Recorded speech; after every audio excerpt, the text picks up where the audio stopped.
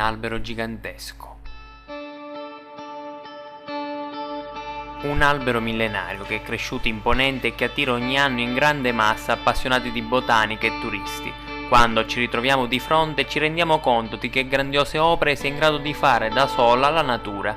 È il castagno dei 100 cavalli.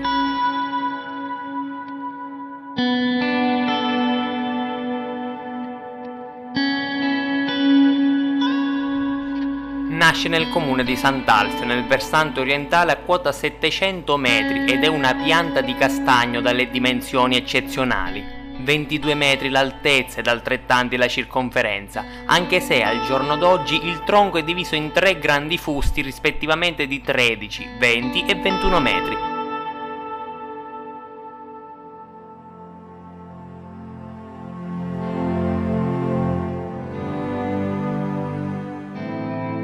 Ma la cosa più eccezionale che contraddistingue questo vegetale è l'età. Inottenibile l'anno di nascita esatto, ma gli studiosi danno a quest'albero una vita compresa tra i 3.000 e i 4.000 anni. Se così fosse, si tratterebbe dell'albero più longevo d'Europa, un record tutto siciliano.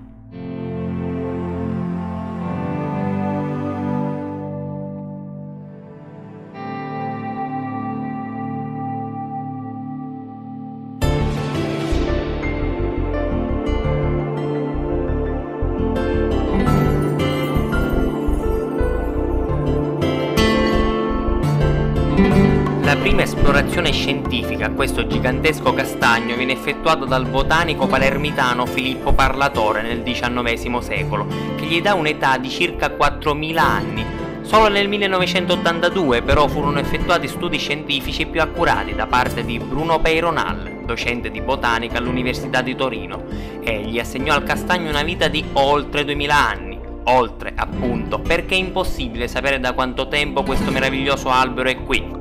Certo che se potesse parlare ne avrebbe di cose da raccontare. Ha visto tutti gli avvenimenti più importanti della storia, la nascita di Cristo, le guerre, le carestie, le rinascite. E quanta gente è passata sotto le sue verdi foglie, magari per ripararsi dal sole in una calda mattina estiva come questa, oppure, al contrario, per rifugiarsi dalla pioggia durante un forte temporale.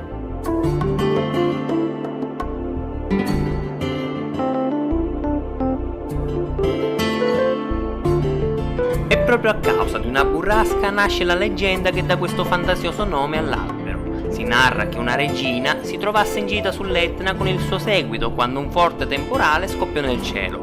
Volle il caso che la regina e il suo seguito, composto da 100 persone a cavallo, trovarono rifugio proprio sotto questo gigantesco albero. E lì la regina passò la notte in compagnia di uno o più amanti tra i cavalieri che l'accompagnavano.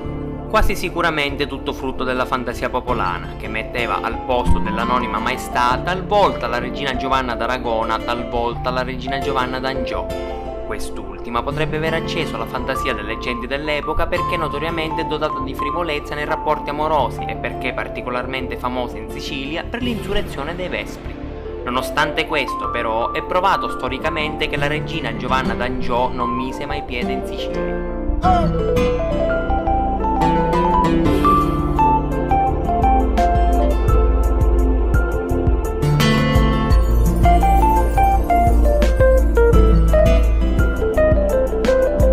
Leggenda dunque, che accese anche la fantasia di molti artisti, tra cui uno tra i più famosi poeti dialettali catanesi del XIX secolo, Giuseppe Borriello, che descriveva con questi versi il mito. Un pede di castagna, tanto rosso, che con le rami forma un paracqua, sutta di cui si riparò di l'acqua di fulmini e saitti la regina Giovanna con 100 cavaleri. Quando per visitare Mungibeddo venne sorpresa dello temporale. Da allora si chiamò st'arbolo situato tra navalli lo gran castagno di 100 cavalli.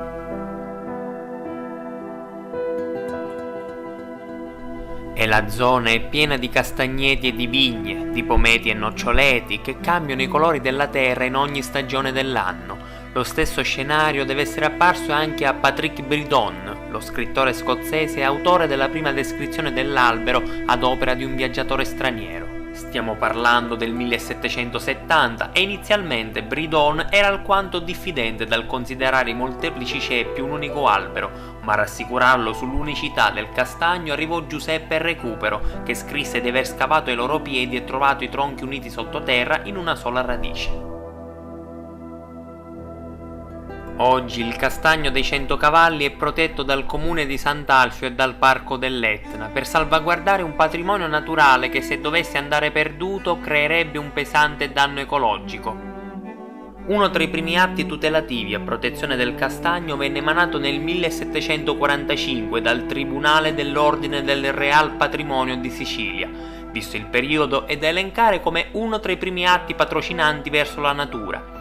Nei secoli la pianta è passata anche in mano privata di nobili e gentillustri, per poi essere definitivamente espropriata e consegnata al pubblico nel 1965.